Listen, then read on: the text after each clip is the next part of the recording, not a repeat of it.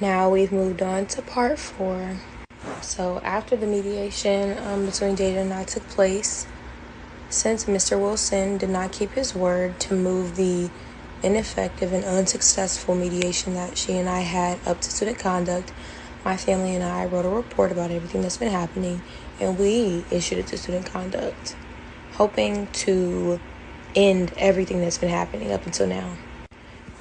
2 days later, after I moved the situation up to student conduct, this lady named Kelsey Highsmith, who works in student conduct, called me, and she was like, "Hi, is this Zari?" And I was like, "Yeah, what's up?" She was like, "I'm Kelsey Highsmith in student conduct. I've read your report. Are you in immediate danger?" And I said, "Yes, I am," because at the time, I had been getting threats from Jada and her line sisters and from other people that they were planning to jump me in front of my building. So then a few weeks passed, and April 22nd, Kelsey Highsmith issued a mutual no contact order between Jada Worsley and I. The no contact order says that we shouldn't approach each other. It tells us not to call one another. It tells us not to send any form of messages to one another. And it tells us not to contact one another, including through a third party. Not once does it state that neither of us can participate in band activities. It just tells us not to contact one another in any way, shape, or form. So now it is 5 days later, as of April 22nd, and it is Band Blast. I think I've been mentioning Band Blast a lot in the previous videos. I meant to say open house because I was getting the two mixed up because it's like band stuff, you get it confused, but this is Band Blast on this day. The parties involved with this day are myself, Mr. Hudson, Miss Courtney Blake, Mr. Wilson, and campus police. Prior to me about to attempt to enter this event, I had been texting Mr. Wilson asking him, could I come back to practice, since, like I said previously, the no contact order never said that we couldn't participate in band activities, to which he responded no multiple times, and to wait until student conduct is finished with their findings. Since I was not permitted to come back to practice, I just came to Band Blast to support my friends who were recruiting for the incoming freshmen. Before I can even step foot in the gym, Mr. Hudson and Miss Blake run up to me and create like some type of like arm barrier for me to walk, and they stop me and they're like, "What are you doing here?" And I was like, I came here to support my friend. I'm a band member. And Mr. Hudson was like, "You're not supposed to be here. Aren't you suspended?" So I'm like, no, I'm not suspended from the band. Who told you that? And Mr. Hudson was like, "Well, that's not what I heard." So Ms. Blake proceeds to nod in agreement with the fact that I'm suspended from the band. And then Mr. Hudson says, "Well, the doors for spectators opens at 4:30, so you need a spectator's wristband." And I reply, "Why would I need a spectator's wristband if I'm a part of the band?" To which Mr. Hudson replies, "Well, if you don't have a wristband, then be blessed. Get out." So I exit the old student union area and I walk outside, to which I am followed outside by Mr. Wilson. I then asked him, I said, "Mr. Wilson, I'm suspended from the band. I'm confused." He proceeds to say, "Yes, I told you were suspended from the band." At this time, I was on the phone with my mother, and she heard the entire interaction. And Mr. Wilson said, "Yeah, I told you were suspended from the band." Then proceeds to pull out of his phone and put it close to his face and say that the last message that we had said that I was suspended from the band, when the last messages we had was me asking if I could come to practice and him responding, "No, wait for student conduct to finish their findings."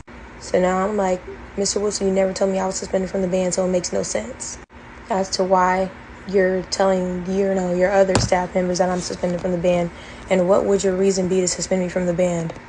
So then I proceeded to tell my mother that was a lie.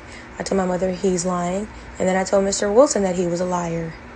Mr. Wilson hears me call him a liar, then turns around and starts yelling at me to the top of his lungs, saying, "I'm not a liar! Don't call me a liar! I'm not a liar!" So as all this commotion is happening, we are at a good distance away from one another. For one, I had already walked away from him, he walked away from me, but then turned around after hearing me.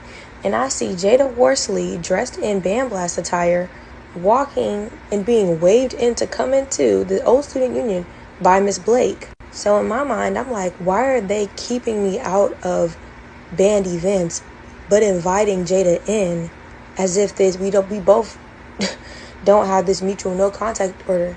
And why would I be suspended if she's not suspended, if it's a mutual no contact order? So that yet again illustrates the favoritism and biases toward Jada and against me.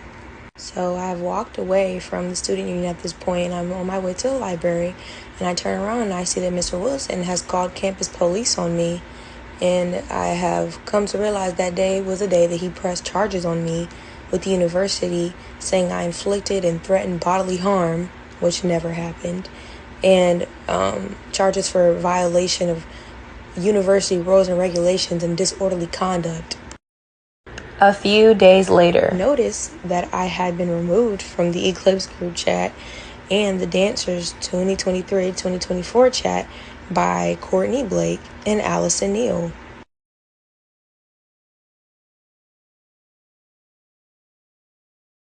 who is not a coordinator nor a captain. I also noticed that I was not added to the Sound Machine group chat for 2024, in which Jada Worsley remained in all of the chats.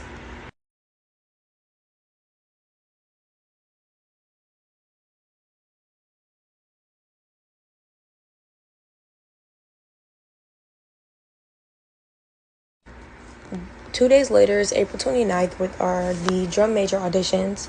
The parties involved are myself, Jada Worsley's boyfriend, and Miss Courtney Blake. I decided to attend drum major auditions to support my friends again that were auditioning. And at the end of the drum major tryouts, Jada's boyfriend approaches me because he wanted to have a conversation about everything that was happening between me and his girlfriend. Though I was hesitant to speak to him, I agreed. He then informs me that Jada and her friends plan to jump me in front of my building, and he says that he too has to check his girl sometimes because she be talking to him crazy. And then he apologized on her behalf of everything she's been doing. Because even when my buddy was talking to me crazy, I checked her out earlier about that shit over there. She like talking to me crazy. She don't know how to talk to me, so I apologize for that. Now, despite his good intentions and, his peaceful demeanor when speaking to me, unfortunately, him coming to talk to me violated the mutual no contact order because he was, in fact, a third party.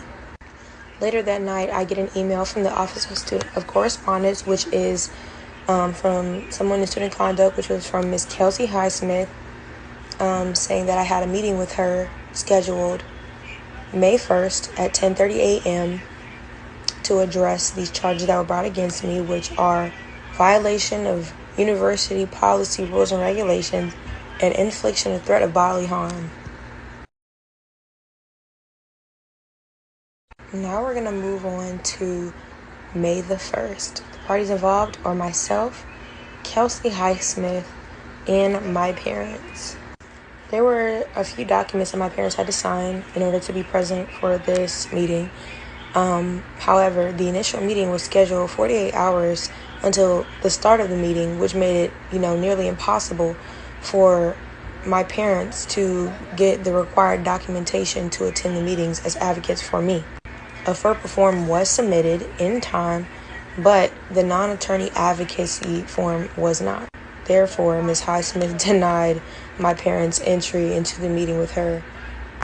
Despite my very respectful request to reschedule, Ms. Highsmith denied that and said that the meeting would proceed without me present and the verdict would be what it was if I didn't attend. Throughout the duration of me explaining the situation that has transpired, from the pageant to dance to Mr. Wilson and band staff failing me and failing to address the situation that happened, Ms. Highsmith then says that because this situation is all he said, she said, she doesn't care to hear my case.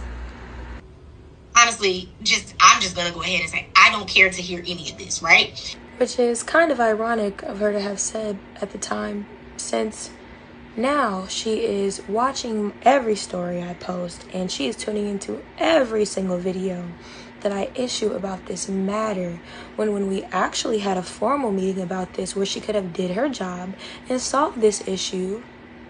She was very dismissive and acted like she could care less to hear me out, which she also said that she could care less to hear me out. I wonder what changed. Why are your ears open now, Miss Highsmith?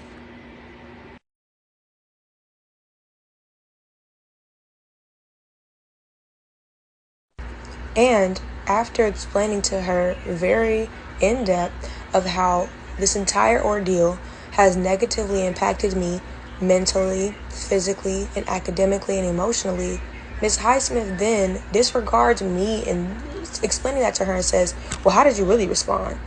Because I understand that a lot of this has happened, but at this point, it's a lot of he say, she say.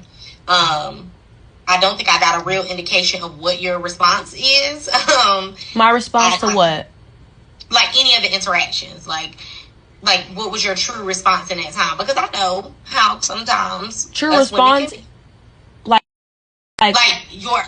was it just okay? I'm just like everything that you presented was like I was just like.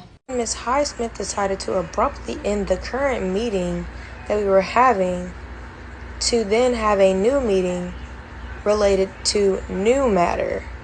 In this new meeting, Ms. Highsmith informed me that the charges of the violation of the no contact order, disorderly conduct, and infliction of threat of bodily harm were filed by Mr. Wilson, stating that I called him a liar and berated him in front of his peers, despite him being a proven liar.